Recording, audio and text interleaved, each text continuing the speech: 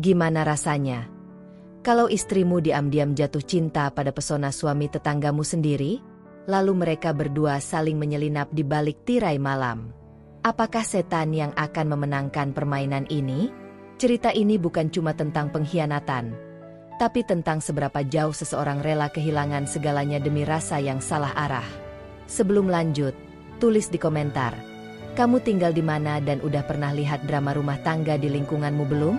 Jangan lupa klik like dan subscribe, supaya kamu nggak ketinggalan kisah viral selanjutnya. Semoga yang like dan subscribe, rezekinya lancar dan dijauhkan dari pengkhianatan cinta. Amin. Pagi itu cerah, tapi tidak dengan hati Kiki. Ia berdiri di dapur rumah kecilnya yang sunyi. Wajan panas di atas kompor hanya menampung telur ceplok yang gosong di tepi. Zaki, suaminya, duduk di ruang makan sambil menatap layar ponsel, bahkan tak melihat ke arah istrinya sedikit pun. Telurnya cuma satu. Kak Ika? Suara Zaki datar, tanpa intonasi. Kiki menoleh. Bibirnya mencoba tersenyum. Maaf, tadi gasnya sempat mati. Nanti aku beli lagi. Ya. Zaki tak menjawab. Hanya mengangguk pelan tanpa lepas dari layar ponsel. Detik itu juga, dada Kiki terasa sesak. Bukan karena telurnya gosong, tapi karena hatinya juga perlahan hangus. Ia rindu obrolan kecil, rindu tawa pagi, rindu disapa dengan nama, bukan hanya dengan nada. Lalu, sesuatu yang tak biasa terjadi. Dari jendela dapur yang terbuka, semerbak aroma masakan menggoda tiba-tiba menyusup masuk. Harum bawang tumis, kaldu, dan aroma ayam panggang. Kiki melangkah ke jendela, menoleh ke arah sumber bau. Itu dari rumah sebelah. Rumah milik keluarga Bayu dan Winda. Pasangan muda yang pindah ke kompleks itu sekitar setahun lalu. Kiki melihat dari balik tirai, Bayu, pria bertubuh tinggi dengan rambut sedikit acak, sedang berdiri di depan panggangan. Ia mengenakan celemek dan tampak serius mencicipi kuah dari panci. Tiba-tiba, seorang anak kecil berlari ke arahnya. Bayu menyambutnya dengan tawa lebar, menggendong anak itu dan memeluknya erat, lalu membawanya mencicipi masakan. Adegan sederhana itu membuat dada Kiki berdesir. Seketika, ia sadar. Sudah berapa lama Zaki tidak tertawa seperti itu? Tidak memeluknya seperti itu? Tidak menatapnya dengan mata yang berbicara? Suara Zaki memotong lamunannya. Aku ke kantor dulu. Kiki buru-buru menoleh. Tapi Zaki sudah mengambil kunci motor dan berlalu tanpa mencium keningnya seperti dulu. Jaga diri, ucap Kiki lirih. Zaki sudah menutup pintu. Kiki kembali berdiri di dapur. Tapi pikirannya tertinggal di halaman sebelah. Di sana, Bayu masih tertawa bersama anaknya. Dan dari dalam rumah, terdengar suara Winda memanggil dengan riang. Harmoni. Kehangatan. Sore harinya, saat Kiki menyiram bunga di halaman depan, Bayu keluar rumah mengenakan kaos abu-abu dan celana pendek. Wajahnya basah keringat, tapi tetap ramah. Ia tersenyum sambil melambaikan tangan. Halo, Bu Kiki. Lagi nyiram bunga? Ya. Kiki mengangguk kikuk. Iya, Mas Bayu. Tumben di rumah. Nggak ngantor. Libur. Anak-anak minta dimasakin ayam kecap. Jawabnya sambil menunjuk halaman belakang. Kiki kembali mengangguk. Tapi kali ini senyumnya lebih tulus. Tatapan mereka bertemu sejenak. Terlalu lama untuk disebut biasa. Tapi cukup singkat untuk tidak dicurigai. Saat Bayu kembali masuk rumahnya, Kiki masih berdiri di tempatnya. Matanya tak berkedip, memandangi pintu yang baru saja tertutup. Ia tahu itu hanya sapaan biasa. Tapi untuk hatinya yang lama tak disentuh perhatian, sapaan itu terasa seperti pelukan hangat di tengah musim dingin. Hari itu, Kiki mulai sadar. Ia mulai memperhatikan hal yang seharusnya tak ia rasakan. Dan semua itu dimulai dari aroma masakan dari rumah sebelah. Malam itu, hujan turun pelan. Rintiknya mengetuk atap genteng seperti nada minor yang tak berujung. Kiki duduk di sofa ruang tamu, menggenggam cangkir teh hangat yang sudah mulai dingin. Televisi menyala, tapi suaranya kecil. Zaki duduk di sebelah, matanya menatap layar ponsel, jarinya sibuk menggulir berita olahraga. "Besok kamu pulang jam berapa, Mas?" tanya Kiki perlahan. Zaki menjawab tanpa menoleh. "Kayaknya malam, ada rapat. Jangan tungguin." Kiki mengangguk pelan, tapi hatinya mengeras. Rasa sunyi yang dulu hanya datang sesekali, kini menjadi penghuni tetap dalam rumah tangganya. Setelah Zaki masuk ke kamar dan menutup pintu, Kiki berdiri di jendela. Tangannya perlahan menarik tirai. Dari situ, ia bisa melihat rumah sebelah. Rumah Bayu. Lampunya masih menyala. Dan dari sela tirai, terlihat Bayu sedang membantu anaknya mengerjakan tugas sekolah. Sesekali mereka tertawa, terdengar samar lewat celah hujan. Kiki mendesah pelan. Matanya hangat. Bayu bukan siapa-siapa. Tapi entah kenapa, sejak pertemuan tadi sore, senyumnya tertinggal begitu jelas di kepala Kiki. Senyum yang terasa hidup. Senyum yang seperti lupa cara dibuat oleh suaminya sendiri. Esok paginya, suasana tak jauh berbeda. Zaki buru-buru ke kantor. Sarapan hanya disentuh setengah. Kiki hanya mengantar sampai pintu. Tak ada peluk, tak ada cium, tak ada pamit yang berarti. Namun berbeda saat ia ke halaman. Saat ia menyiram bunga yang mulai layu, Bayu muncul lagi. Kali ini dengan kaos putih polos. Rambutnya masih basah, seperti baru mandi. "Pagi, Bu Kiki." "Wah, tanamannya segar-segar ya," sapa Bayu ramah. "Ah, enggak juga. Banyak yang mulai layu," jawab Kiki sambil tersenyum malu. "Kalau mau, nanti saya bantuin tanam yang baru. Istri saya biasanya belanja bibit di pasar minggu." "Oh iya, Bu Winda mana?" "Masih di rumah ibu, 2 hari ini," jawab Bayu sambil menegakkan tubuh. "Saya sama anak-anak aja di rumah." Kiki terdiam. Matanya sejenak tertumbuk pada tangan Bayu yang memegang cangkul kecil. Lengan pria itu kecoklatan. Kuat, tapi bersih. Wibawanya bukan dari pakaian mahal, tapi dari caranya memperlakukan hidup. Dan itu mulai menumbuhkan sesuatu dalam dada Kiki. Bayu pamit, lalu kembali ke halaman belakang.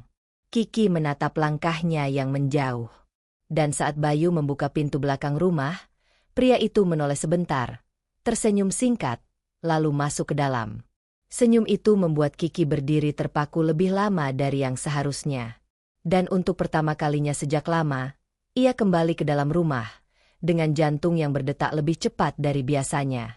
Ia tahu, ini bahaya. Tapi ada sesuatu dalam diri Bayu, yang membuatnya tak mampu menutup tirai seperti dulu. Hari itu hujan deras mengguyur kompleks sejak siang. Langit gelap lebih cepat dari biasanya. Petir menggelegar sesekali, mengguncang kaca jendela rumah. Kiki duduk di dekat dapur, memeluk lutut di atas kursi makan. Sudah 3 kali ia menelepon Zaki, tapi tak diangkat. Alasannya sederhana, ingin memastikan suaminya baik-baik saja.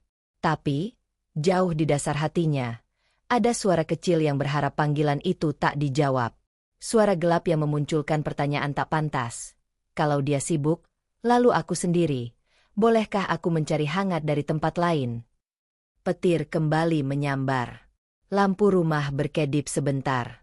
Kiki menoleh ke arah jendela, dan pandangannya terhenti.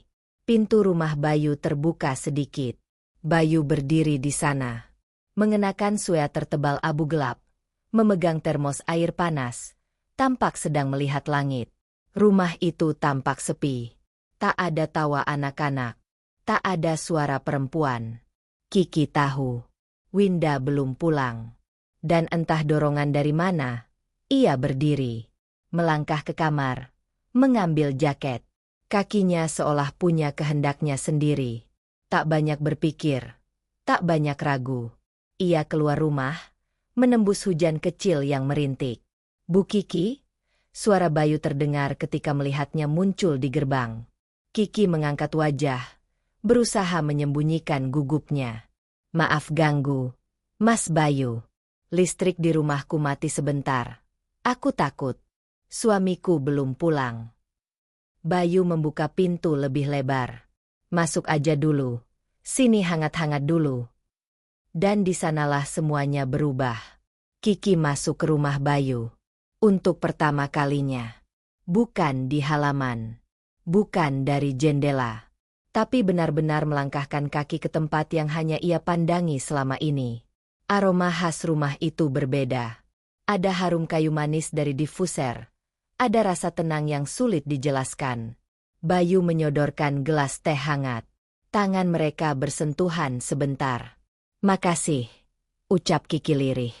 Bayu duduk di seberang meja. Matanya menatap Kiki dalam, tapi sopan. Tak ada niat buruk di wajahnya. Tapi, terkadang, bukan niat yang membawa kehancuran, tapi kesempatan. Kalau suamimu pulang, kasih kabar. Ya, biar aku antar balik kalau hujannya belum reda, kata Bayu. Kiki mengangguk, tapi dalam hatinya, pertahanan mulai retak. Syaiton menyusup lewat celah rasa sunyi. Melalui detik-detik hening. Lewat lirih-lirih rindu akan sosok pria yang mendengar dan hadir. Tak ada sentuhan. Tak ada ucapan cinta. Tapi godaan tak selalu harus berupa pelukan. Kadang cukup dengan tatapan. Dan kehadiran di saat yang lain abai. Dan malam itu, Kiki tak langsung pulang. Hingga layar ponselnya menyala. Zaki menelepon. Tubuh Kiki menegang. Bayu terdiam. Saat itu, satu langkah lagi akan mengubah segalanya. Dan mereka tahu, mereka sudah terlalu dekat dengan batas yang tak seharusnya disentuh. Hujan mereda. Tapi dalam dada Kiki, badai justru baru mulai. Ia berdiri di depan pintu rumah Bayu, menggenggam ponselnya yang masih menyala. Nama Zaki terpampang jelas di layar. Tangan Kiki bergetar. Angkat saja, ucap Bayu pelan dari belakang. Kiki menoleh. Wajahnya pucat. Aku takut dia curiga. Bayu menghela napas, lalu menurunkan pandangan. Kita nggak ngapa-ngapain. Kak Ika. Iya, tapi kita juga nggak sepantasnya ada di sini berdua. Bisik Kiki. Jemarinya menyentuh ikon hijau di layar. Panggilan terhubung. Halo, Mas. Suaranya gemetar. Kamu di mana? Suara Zaki datar. Nyaris dingin. Kiki menelan ludah. Tadi listrik sempat mati. Aku ke rumah sebelah. Minta air panas. Sekalian nunggu hujan reda. Zaki terdiam cukup lama. Lalu ia hanya berkata, "Ya udah, aku lagi di jalan." Klik. Sambungan terputus. Kiki menghela napas panjang, lalu menatap Bayu. Mata mereka kembali bertemu. Ada sesuatu di sana. Ketegangan. Kekacauan. Tapi juga pengakuan diam-diam. Bayu mengambil jaketnya. Biar aku antar pulang. Mereka berjalan pelan dalam diam. Tanpa kata. Tapi setiap langkah mereka seperti mengukir dosa kecil di atas tanah yang masih basah. Sesampainya di depan rumah, Kiki membuka pintu dan berbalik. Terima kasih, Mas Bayu. Bayu menatapnya sejenak, lalu tersenyum, dan pergi tanpa kata. Tapi senyum itu, sekali lagi, tersimpan terlalu dalam diingatan Kiki. Malam harinya, Kiki tak bisa tidur. Pikirannya melayang. Ia mulai membuka pesan lama dari Bayu di grup warga. Lalu, jemarinya tak sengaja mengetik pesan pribadi. Mas Bayu, makasih ya. Tadi. Tak lama kemudian, tanda centang 2 berubah biru. Balasan masuk. Sama-sama. Bu Kiki. Hati-hati. Ya. Kalau butuh apa-apa, kabari. Hati Kiki berdebar. Ia tidak membalas. Tapi pesan itu dibacanya berulang-ulang. Hari-hari setelahnya, komunikasi mereka semakin sering. Awalnya hanya hal remeh. Menanyakan bunga, menanyakan bahan dapur, atau sekadar menyapa. Namun satu malam, Kiki mengirim pesan yang berbeda. Mas, boleh aku curhat? Dan Bayu menjawab dengan satu kata yang membuka celah semakin dalam. Boleh. Malam itu mereka bicara lama.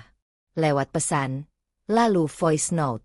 Kiki menceritakan bagaimana Zaki berubah sejak pandemi.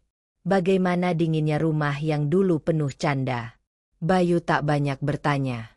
Tapi setiap ia mendengarkan, Kiki merasa seperti ada yang menampung semua lelahnya.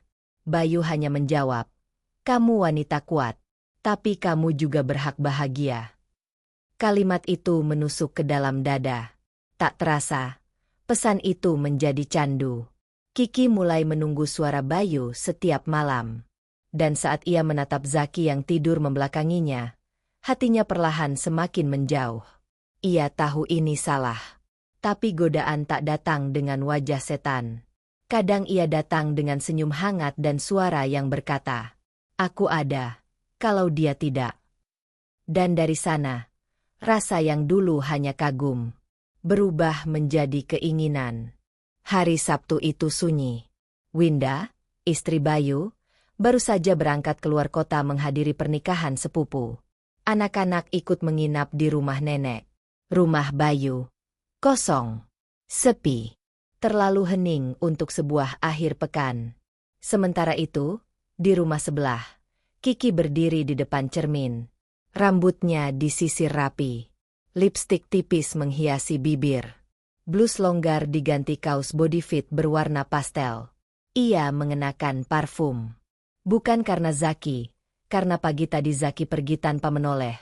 Hanya meninggalkan pesan, "Aku ada dinas keluar kota. 2 hari." Dada Kiki sesak, tapi bukan karena rindu. Ada ketegangan, dan gejolak yang ia tahu tak seharusnya dibiarkan tumbuh. Siang menjelang sore. Matahari tertutup awan tipis. Angin berhembus lembut menyentuh dedaunan. Kiki berdiri di teras.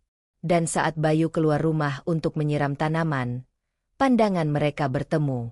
Kiki berpura-pura menyapu halaman. Tapi Bayu tahu, dan Kiki pun tahu. Tak satu pun dari mereka betul-betul ingin mengurus rumah sore itu. "Bu Kiki, saya habis bikin kue, tapi kebanyakan. Mau coba?" Bayu mengangkat piring plastik berisi bolu pisang. Kiki tersenyum. "Boleh, Mas Bayu. Tapi, sekalian aku ambil aja, ya. Biar sekalian ngobrol sebentar."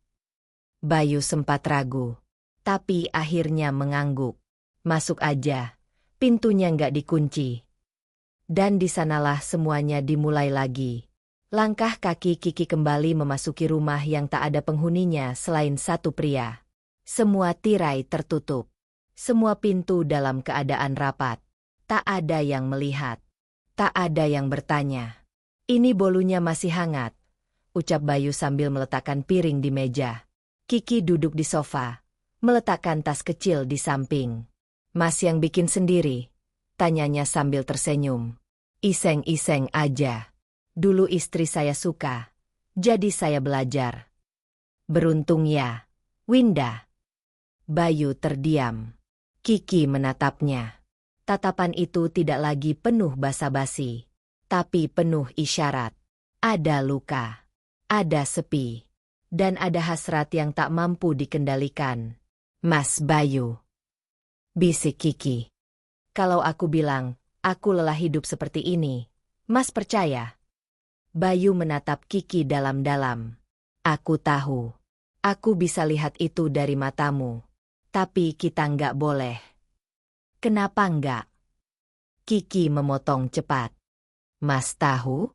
Kadang aku ngerasa, aku lebih hidup saat ngobrol sama Mas, daripada tiap hari nungguin suami yang bahkan lupa ulang tahunku."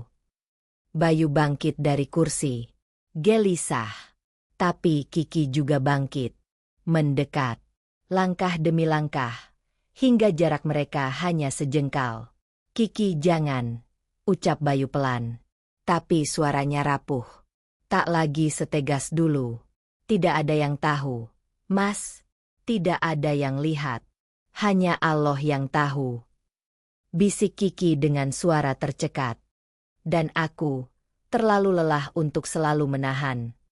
Dan saat tangan mereka bersentuhan, saat jarak tak lagi mampu jadi penghalang, mereka pun terjerumus dalam pelukan yang semestinya tidak terjadi.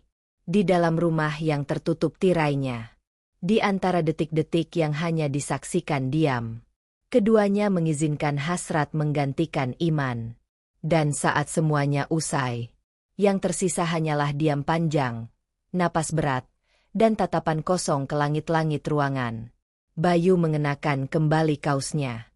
Kiki duduk menunduk, menggigit bibir, menahan air mata. Tak ada ucapan maaf. Tak ada kata penyesalan. Hanya tubuh yang terasa jauh lebih dingin dari sebelum mereka saling mendekat. Mereka sadar, mereka telah kehilangan sesuatu yang tak akan pernah kembali utuh. Dan tak satu pun dari mereka siap menghadapi akibatnya. Setelah hari itu, setelah tubuh mereka menyentuh batas dosa, seharusnya semuanya berhenti. Tapi justru sebaliknya. Sesuatu yang rusak dalam diri mereka mulai menginginkan lebih. Kiki dan Bayu tidak lagi berusaha menjauh. Mereka hanya lebih hati-hati. Winda pulang dari luar kota. Zaki kembali dari dinas. Kehidupan luar terlihat normal. Tapi di balik semua itu, pesan-pesan terus mengalir. Pertemuan-pertemuan singkat tetap terjadi, di waktu yang tak terlihat mata. Kadang Kiki berpura-pura mengantar makanan ke rumah Bayu.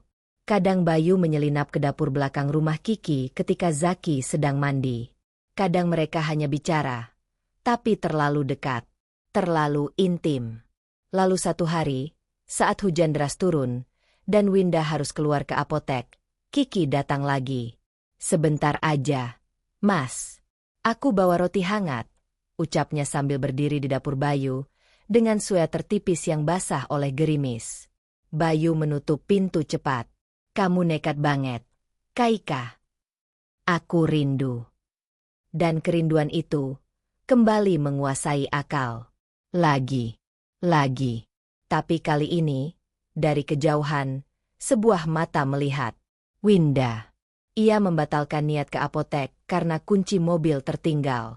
Dan dari sela pagar, ia melihat suaminya membuka pintu untuk tetangganya. Ia diam. Tak marah. Tapi sejak detik itu, hatinya berubah menjadi bara. Beberapa hari kemudian, Zaki menemukan sesuatu yang membuat darahnya berhenti mengalir. Sisa parfum pria di selimut. Bukan parfum miliknya. Wangi asing. Maskulin. Hangat dan lembut. Bukan milik Zaki yang biasa. Lalu, ia menemukan foto di galeri ponsel Kiki. Sebuah tangkapan layar percakapan lama yang tidak sempat dihapus. Ia tak marah. Ia menyimpan semuanya. Karena luka yang diam, jauh lebih tajam. Hingga suatu malam. Kompleks sepi. Udara dingin. Lampu jalan redup. Winda dan Zaki berdiri di ujung gang. Diam dalam gelap. Winda menunjuk rumahnya sendiri. Dia di sana. Bisiknya. Zaki mengangguk. Menahan napas. Mereka menyelinap masuk dari pintu samping yang tak terkunci. Langkah mereka pelan. Nafas mereka menahan gemuruh dada. Dan saat pintu dapur terbuka perlahan, mata mereka melihat apa yang tak seharusnya dilihat. Bayu dan Kiki sedang berciuman. Bukan pelukan biasa. Bukan obrolan hangat.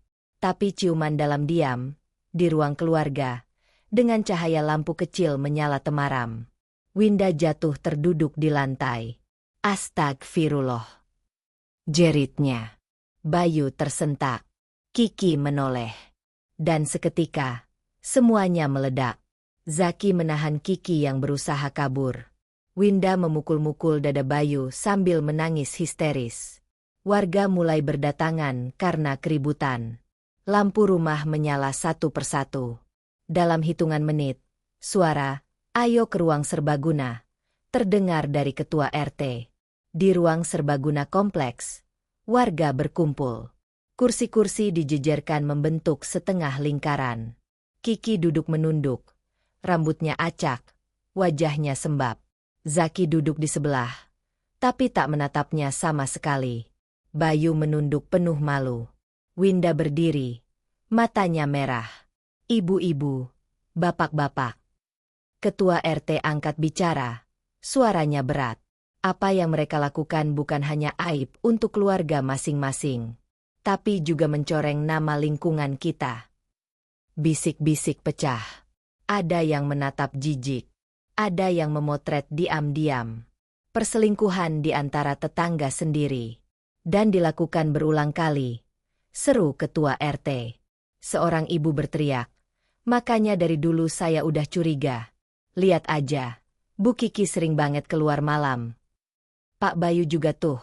Sok ramah ternyata dasar. Timpal yang lain. Kiki meneteskan air mata. Bayu menunduk lebih dalam. Winda berdiri. Aku nggak butuh mereka minta maaf. Aku cuma ingin semua tahu betapa rendahnya orang yang kusayangi selama ini. Zaki bangkit. Ia menatap Kiki.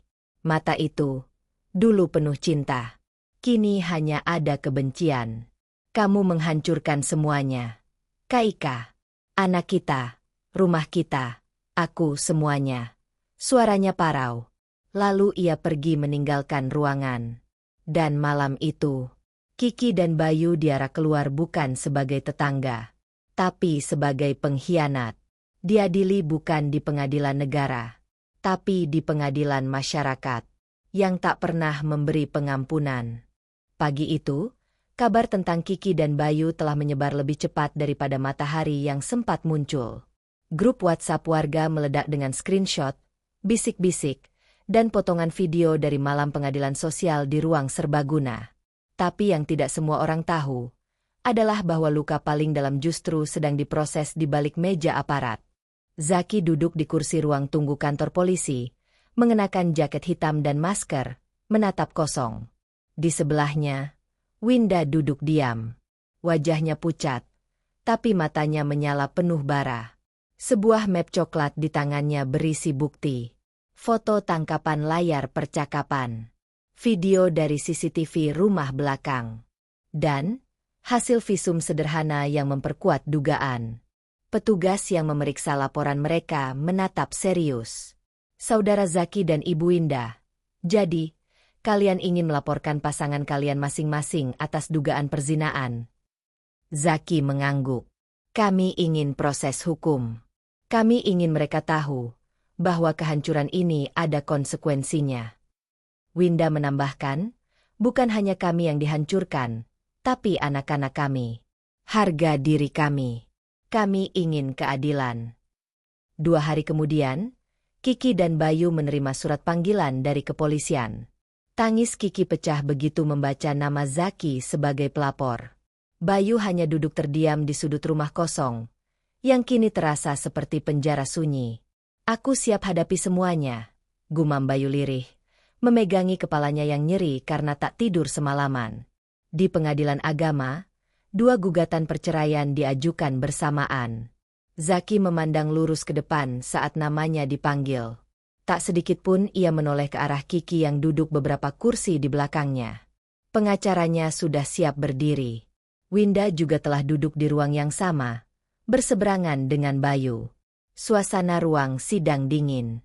Bukan karena AC, tapi karena tak ada lagi sisa cinta di sana.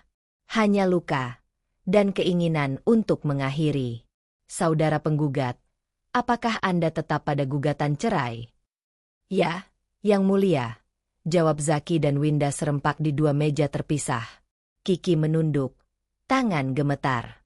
Bibirnya nyaris tidak mampu bicara. Mas, aku salah. Tapi jangan buat aku kehilangan anak, bisik Kiki setelah sidang, mengejar Zaki yang berjalan cepat. Zaki berhenti, menoleh sebentar. Aku sudah kehilangan semuanya. Kaika, maaf, kamu juga harus kehilangan. Sementara itu di luar ruang tunggu, Bayu mencoba bicara pada Winda. Winda, kalau kamu mau benci aku, silakan. Tapi jangan larang aku ketemu anak-anak. Winda menatap Bayu tajam, menahan air mata. Aku nggak akan larang kamu jadi ayah. Tapi jangan harap anak-anak akan bangga tahu siapa kamu. Malam harinya, Hujan turun seperti menangisi nasib dua keluarga yang kini porak-poranda. Kiki duduk di pojok kamarnya yang kosong. Dinding yang dulu dihiasi foto-foto keluarga, kini hanya menyisakan bekas paku berkarat. Ia memandangi cermin. Dan untuk pertama kalinya, ia bertanya pada bayangannya sendiri, kenapa aku biarkan diriku sejauh ini? Bayu berdiri sendirian di teras rumah yang mulai dijual. Tak ada suara anak-anak. Tak ada istri yang menyiapkan teh. Hanya sunyi dan kegelapan yang menyambut malamnya. Dosa selalu menyamar sebagai kehangatan. Tapi ujungnya adalah kehancuran yang tidak memilih siapa yang paling tulus, siapa yang paling salah. Semua terbakar. Dan yang tersisa hanya abu. Dan saat semua tirai terbuka, mereka tak lagi disebut tetangga, tapi pengkhianat. Dipermalukan, diadili, dan ditinggalkan oleh orang yang dulu paling mencintai mereka.